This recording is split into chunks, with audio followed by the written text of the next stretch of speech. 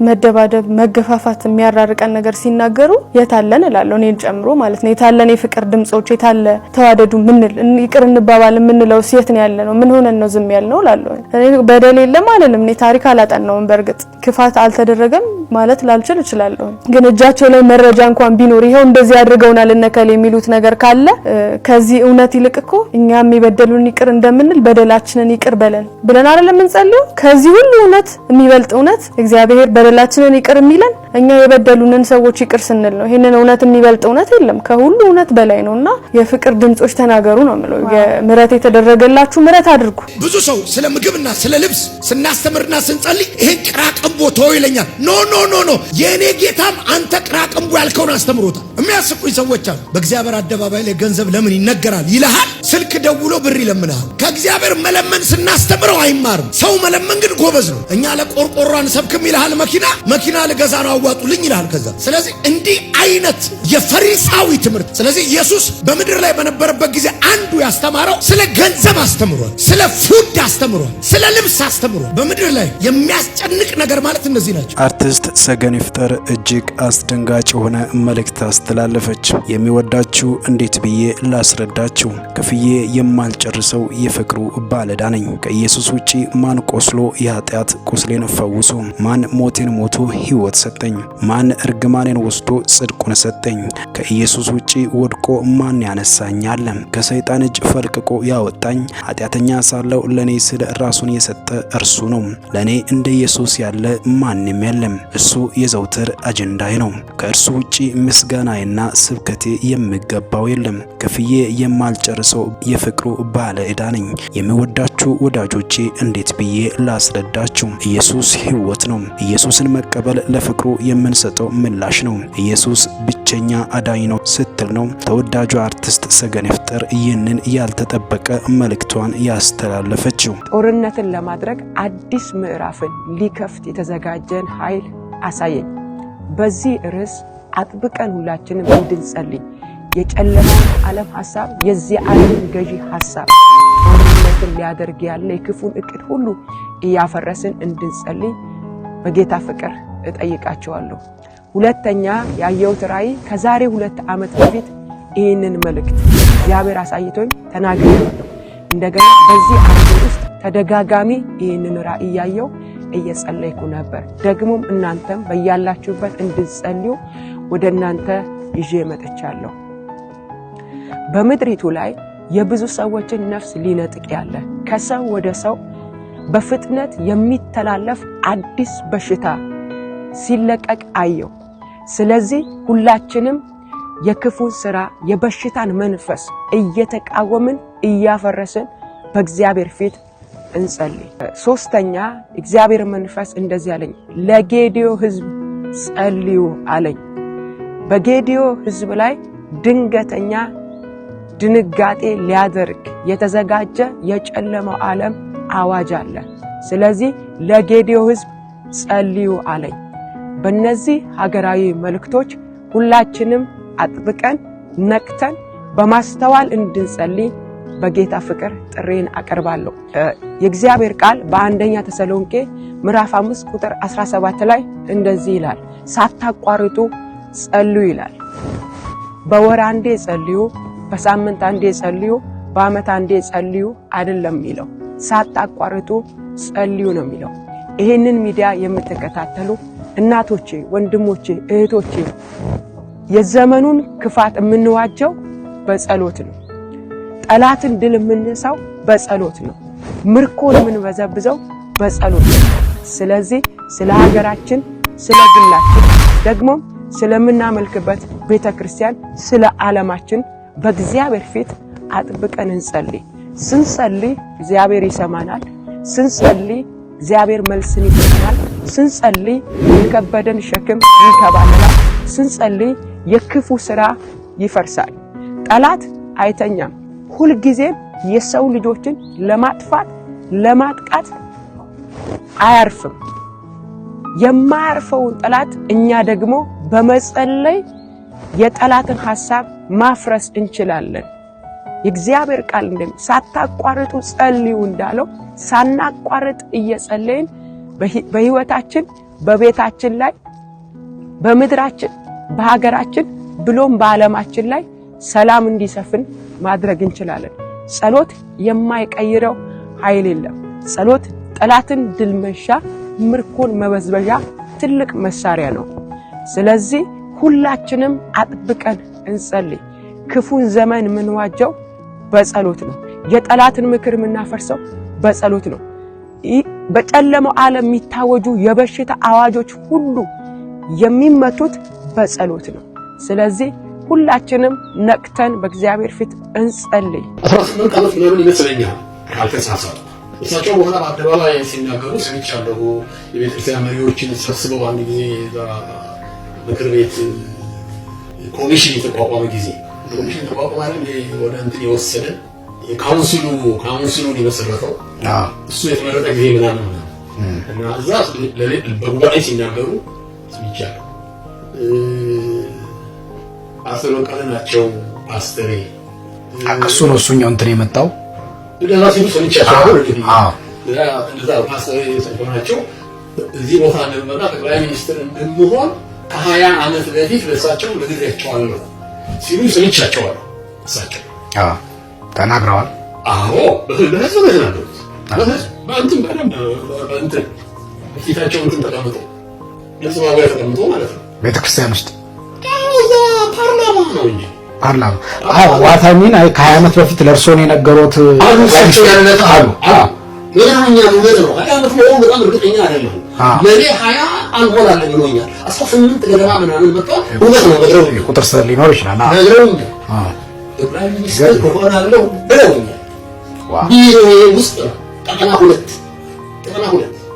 ቢሮዬ ውስጥ ቁጭ ብለን እንደዚህ እሳቸው እንዳው ወንበር ላይ ቁጭ ብለው እኔ ደግሞ እዛው ባለች ሁለት ነው አመኑ በዛ ሰዓት እርሶ ምናምን አልኩ ለሚቼ ምናምን ቢቀጥለው አሉ እንደዚህ ያስባሉ አልኳቸው። እንደዚህ ያስባሉ ስላቸው ማሰብ አይደለም አውቃለሁ። አሜን። ለእኔ እዛ ቦታ ብዙ ወጣቶች ጋር ተናግሬ ዋሰየው ወጣት ነበር ያኔ 18 ዓመት 42 ነው እንትን የመጡት 20ዎቹ አጋባ 20ውን ብትቀንስ ይወስደኝ ማለት ነው። ወይ ቴኒ እዛ ደግሞ ማለት ነው። እኔ ደግሞ በዛ እድሜ ያሉ ብዙ ወጣቶችን አገኛለሁ ቸርቼ ውስጥ የራሴ ቸርች ወጣቶችን ከሌላ ቸርች ሆኖ ወጣቶችን ለካ ኮንሰፕት ይሉኛል አለኝ ይሉኛል ዛሷት ራይያን ምንድነው አይላል እንደዚህ ይሉኛል እና ሰማቸዋለሁ። አንዳንዱ የሚኖረው ነገር በጣም ደስ ይለኛል። የኔንም ልብ ያውቀው ምን ወጣት ነው ወዳሉ ያስፈልኛል። አብዛኛው ግን እንትን ያገኛል ያስቃል አምቢሽን ይመስላል። አብዛኛው እንትን የቀን ቅዠት ነው። የቀን ህልም አለ የቀን ቅዠት ይሆንብኛል። ወደ እንትን የላኳቸው ሰዎች አሉ ወደ ሳይካያትሪስት በጣም ብሎ የማቃቸው ሳይካያትሪስቶች አሉ። ክርስቲያን ያምሮች አሉ። እንደዚህ ሪኮመንድ ያደረኳቸው ልጆች አሉ።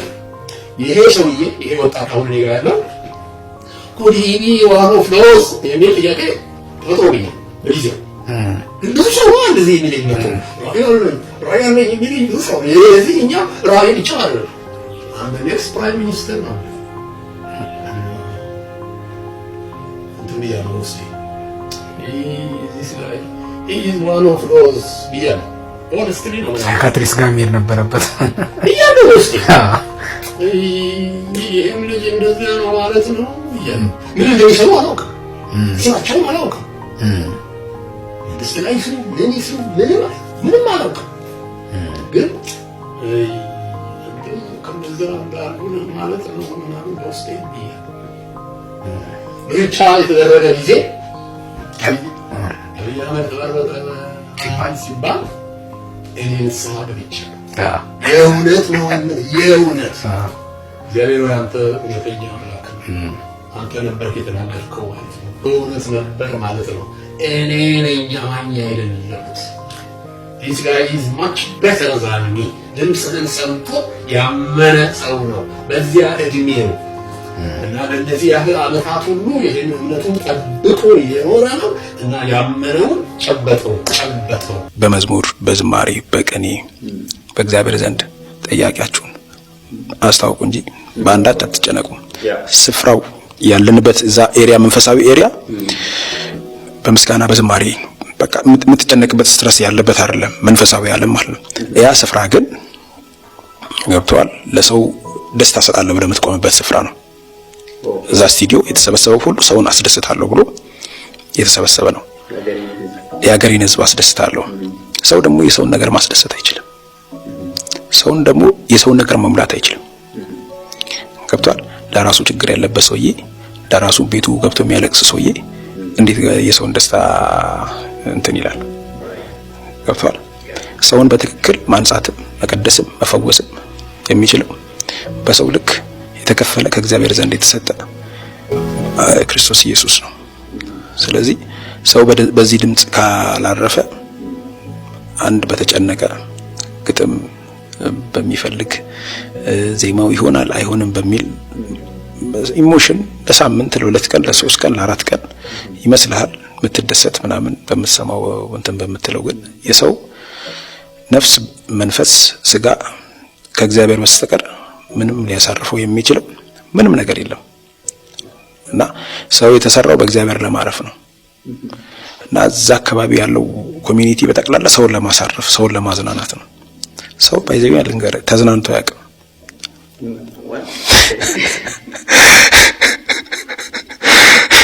ሰው እስከዛሬ ተዝናና በሚላቸው ነገሮች ሁሉ እየተግሏላ ነው። ሰውን የሚያዛርፈው እግዚአብሔር ብቻ ነው። ጌታ እኮ የሚገርም ጌታ፣ በድለን አሳዝነን መጥቶ አይከሰንም፣ ያረጋጋናል። ከባህሪው መካከል ለየት የሚያደርገውና በጣም የሚያስደንቀው የበደለኝን ሰው እኔ መንገድ ላይ ባገኝ እንደዚህ ያደረከኝ አንተ በጣም ብዬ መጀመሪያ ኮምፕሌን ነው የማደርገው። ጌታ ኢየሱስ ግን አብሮ በልቶ አብሮ ጸልዮ አብሮ አገልግሎ ኃላፊነት ተቀብሎ መጨረሻ ላይ ትቶ የሮጡትን አልወቀሳቸው፣ አልኮነናቸው። ለምን ትታችሁ ሮጣችሁ ብሎ አልከሰሳቸው፣ አረጋጋቸው። በሰይጣን የተከሰሳችሁ ሰዎች አላችሁ፣ ኢየሱስ ያረጋጋል። በሁኔታ የምትከሰሱ ሰዎች አላችሁ፣ ኢየሱስ ያረጋጋል። መውጣት ወደማትችሉበት ስፍራ ስትወርዱ ፈጥኖ የሚያረጋጋ፣ ፈጥኖ ጣልቃ የሚገባ፣ ፈጥኖ ነገራችሁን ወደ መስመር የሚያመጣ ኢየሱስ መጥቷል። ኢየሱስ የሚመጣው ችግሩ ሲጀምር ሳይሆን በችግሩ መጨረሻ ላይ ነው። በፍርሃት ተውጦ የሞት ሽታ ከውስጣቸው እየሰሙ ወደ ተቀመጡት ደቀ መዛሙርት ኢየሱስ መጣ። የሚያረጋጋ ድምጽ ይዞ ኢየሱስ መጣ። ከፍርሃት የሚያወጣ ድምጽ ይዞ ኢየሱስ መጣ። ሰላም ከሌለበት ሰላም ወደሚገኝበት የሚያወጣ ኢየሱስ መጣ። ደጆች ተዘግቶ ሳሉ የመጣው ኢየሱስ መንፈስ የሆነ ኢየሱስ አይደለም። በራእይ የሚታይ ኢየሱስ አይደለም። ደጆች ተዘግቶ ሳሉ የመጣው ኢየሱስ በህልም የሚታይ ኢየሱስ ሳይሆን በእጅ የሚያዝ፣ በሩን እንዲዘጉ ያደረገው ሰላም ማጣት ነው። በፍርሃት እንዲንቀጠቀጡ ያደረገው ሰላም ማጣት ነው። ግራ እንዲጋቡ ያደረገው ሰላም ማጣት ነው። ሰላም ሰጪ ሳይሆን ሰላም የሆነው ኢየሱስ በመካከላቸው ቆሞ ሰላም ለእናንተ ይሆናል፣ ተረጋጉ አላቸው። ታምር ይሆናል፣ ተረጋጉ አላቸው። ወደ ዓለም ሁሉ ሂዱ። አንዳንድ ነቢያት እንግዲህ ዘይት መሸጥ አላዋጣንም ብለው ዱላ መሸጥ ጀምረዋል። ለህዝቡ የፈውስ ዱላ እየተሸጠ ነው ያለው። የገዢነት በትር በሚል የተዘጋጀ ታላቅ ኮንፈረንስ። ህዝቡ ቢነቃ ጥሩ ነው። እኔ እነሱ አይገርሙኝም፣ ግን ዝም ብሎ እየሄደ ገንዘቡን የሚበትን ህዝብ ያሳዝነኝ። ዝም ብላ አጠና ተራ ሄደ ፈላልጠ እንጨት ቅርጻ ሲዛምጥ ቸርች ውስጥ የገዢነት በትር ማንን ነው የሚገዛው? ራሱን ያልገዛ ሰውዬ ማንን ነው የሚገዛው? እያስቸገርንም ያለ ነው እኛ ይመስለኛል። አሁን ክርስቲያኖች ለሀገር የሚጠበቅባቸው ነገር ክርስቲያን መሆን ነው። ባይዘው ሰው ክርስቲያን ከሆነ ክርስትናውን የሚኖር ከሆነ ሌላ ምንም ማድረግ አይጠበቅበትም። ክርስቲያን እኮ ፍቅር ነው። ምክንያቱም የፍቅር ልጅ ነው። እግዚአብሔር ፍቅር አይደለ? የፍቅር ልጅ ነሽ። ሰው ላይ ቂም የሚይዝ ልብ አይኖርሽም። ሰውን ግደይ የሚል ነገር ካንቺ አይገኝም። ክርስቲያን ከሆንሽ ክርስቲያን ከሆንኩኝ እኔ ጎረቤቴን ወዳለሁ። ይቅርታ ለማድረግ መቅደም ነው ያለበት ክርስቲያን እና የተለያዩ በየቦታው ያለን ክርስቲያኖች በዚህ ጊዜ የታሉ ላለው ነው። እንደውም በቃ ይሄን ያህል ሰዎች ጥላቻን ወጥተው ሲናገሩ በሶሻል ሚዲያ መጠላላትን፣ እከሌ እንደዚህ መሰዳደብ፣ መደባደብ፣ መገፋፋት የሚያራርቀን ነገር ሲናገሩ የታለን እላለሁ እኔን ጨምሮ ማለት ነው። የታለን የፍቅር ድምጾች፣ የታለ ተዋደዱ ምንል ይቅር እንባባል ምንለው ሴት ነው ያለ ነው። ምን ሆነን ነው ዝም ያልነው እላለሁ።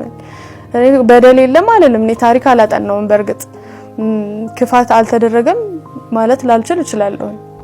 ግን እጃቸው ላይ መረጃ እንኳን ቢኖር ይሄው እንደዚህ አድርገውናል እነከለ የሚሉት ነገር ካለ ከዚህ እውነት ይልቅ እኮ እኛም የበደሉን ይቅር እንደምንል በደላችንን ይቅር በለን ብለን አይደለም እንጸልየው።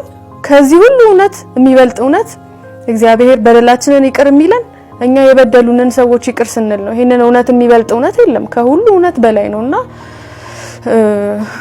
የፍቅር ድምጾች ተናገሩ ነው የምለው። የምህረት የተደረገላችሁ ምህረት አድርጉ። እግዚአብሔር ይራራልን እንራራ እና በዚህ ትውልድ መካከል ያለን ክርስቲያንን የምንል ሰዎች እግዚአብሔር አለ ብለን የምናምን ሰዎች አሁን ደግሞ አየሩን መያዝ አለባቸው ብዬ አስባለሁ። አረጋኸኝ ወራሽ እንግዲህ እኔ አይደለሁም፣ እኔ ፈልጌ አይደለም። የሰራዊት ጌታ እግዚአብሔር ሰማይና ምድርን የመሰረተ አምላክ ሰውን በእጆቹ የሰራ ጌታ እንግዲህ ስፔሲፊክ ወደ አንተ ቤት ነው የላከኝ ይሄንን ወንጌል እንድናገር። በሮሜ 8 ምዕራፍ 34 ላይ እግዚአብሔር የመረጠውን ማን ይከሰዋል? የሚያጸድቅ እግዚአብሔር ነው፣ የሚኮንንስ ማን ነው? የሞተው ይልቁንም ከሙታን የተነሳው በእግዚአብሔር ቀኝ ያለው ደግሞ ስለኛ የሚማልደው ክርስቶስ ኢየሱስ ነው ተብሎ ተጽፏል። ስለዚህ ይሄንን ቃል እንድታምንና ወደዚህ እውነተኛ ወንጌል እንድትመጣ ወደ እግዚአብሔር መንግስት እንድትቀላቀል የመዳንን መንገድ እንድትይዝ እግዚአብሔር በግል ወደ አንተ ቤት ልኮኛል ማለት ነው። ቤታችሁ ውስጥ ያለውን መጽሐፍ ቅዱስ ወይም ቤትህ ውስጥ ያለውን መጽሐፍ ቅዱስ በዚህ በሮሜ ምዕራፍ 8 ቁጥር 34 ላይ ያለውንም ሌላዎቹንም የዮሐንስ ወንጌላትን በአጠቃላይ እንድታነብና የእውነትን መንገድ እንድትረዳ ወደዚህ ወንጌል እንድጠራህ ነው እግዚአብሔር ዛሬ የተናገረኝ። ጌታ እንዲህ ብሎኛል ስላንተ በመስቀል ላይ በእንጨት የተንጠለጠልኩት ጎኔን በጦር የተወጋሁት መከራና ሲቃይ ያየሁት ላንተ መዳን ነው ይልሃል። ስለዚህ የተከፈለልህን ዋጋ አውቀህ ወደኔ እንድትመጣ ይልሃል የሰራዊት ጌታ እግዚአብሔር። ስለዚህ ይሄንን የወንጌል ጥሪ ለማድረስ ልኮኝ ነው ወደ አንተ ቤት ልኮኝ ነው እና እግዚአብሔር ይረዳሃል፣ መንፈስ ቅዱስ ይረዳሃል። ይሄንን የወንጌል ጥሪ ተቀብለህ በቤት ውስጥ ያለውን መጽሐፍ አንብበህ ማንበብ ትችላለህ። በእርግጠኝነት እውነት እንዲገለጥልህ በኢየሱስ ክርስቶስ እጸልያለሁ።